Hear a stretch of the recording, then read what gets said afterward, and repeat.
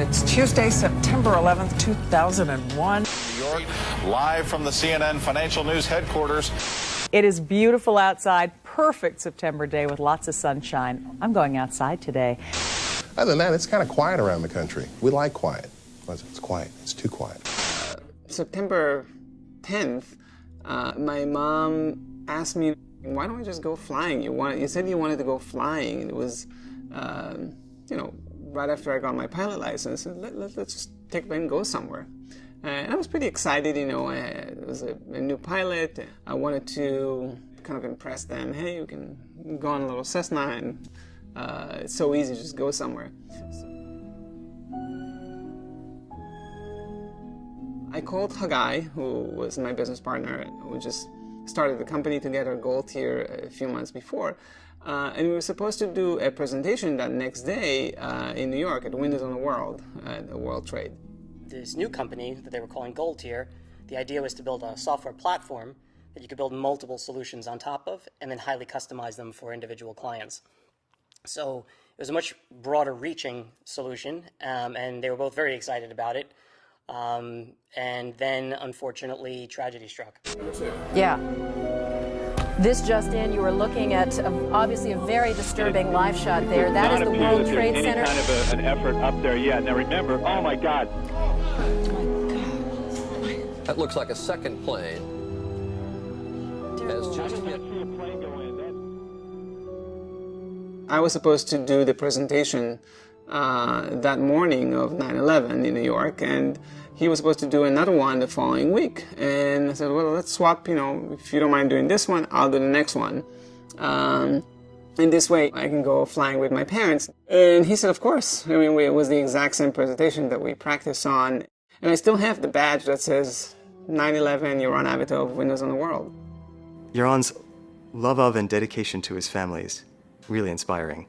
And that, combined with his adventurous spirit, is not only an essential part of who he is and how he embraces life in all of its marvelous wonder and his creating adventures, but it's also responsible for him being here today. Being alive today.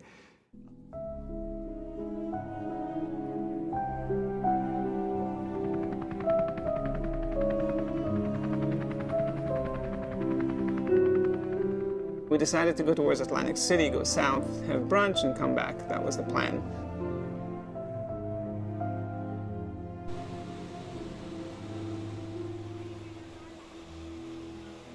On the radio, we got a call that a plane just hit the World Trade Center in New York.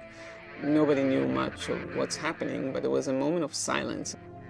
It's rare on a ATC frequency, you just hear nothing, just quiet. And I actually called the Atlantic City controller and I asked him to verify something silly like, what's the altimeter setting? Kind of like, what's the weather out there? I wanted to hear some voice on the ground that everything is, still down there, we can land. He said, proceed on course and land and just be aware that when you land, you're grounded. When we got to land, I had to declare an emergency because I didn't know which runway to land. They have two runways crossing each other.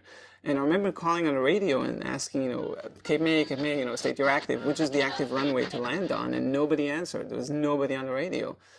That moment, actually, my phone rang, and it was Sigal, Haggai's wife. And she said that she just spoke with Haggai and they got disconnected. And she thought that he may have tried to call me back. And I told her, look, I'm flying a plane right now. I can't really talk. Passed the phone to my mom. But unfortunately, Haggai was on the top floor of the World Trade Center building when it came down. We landed, tied our planes, got out, and two FAA vans came right away towards us and said, just tie your planes, you're grounded, and hop in the van, and took us to the operation room where everybody was glued to the TV and nobody was actually attending to the radio. That's why nobody answered. They were all watching the news unfold on TV. And then it hit me. I'm here with my parents. Haggai is actually there. And we didn't hear from him, so I didn't know if he was able to get out. I tried calling, obviously, again and again, and nobody answered. At some point we got into hold of each other, and he said, Haggai is there. And I don't think really Yaron and I have ever really talked about this. Yaron was deeply traumatized by it, and I think I'm sure it took him a while to get over it. I'm sure there's no question in our minds that it did. Yaron and Hagai go way back to a part of Yaron's life that I know nothing about. So to lose a childhood friend like that is got to be awful. And so out of the beginnings of this new venture that they were starting, suddenly to lose your close friend in it, honestly I can't even imagine what that feels like.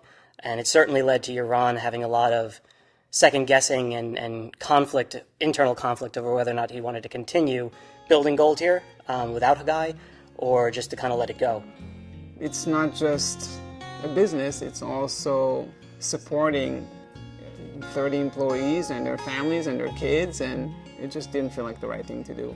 I think it was a good thing and a healthy thing that Yaron decided to move ahead with Gold Tier, despite what happened with Hagai, because I think it gave him a way to sort of in his own way grieve and memorialize Hagai at the same time.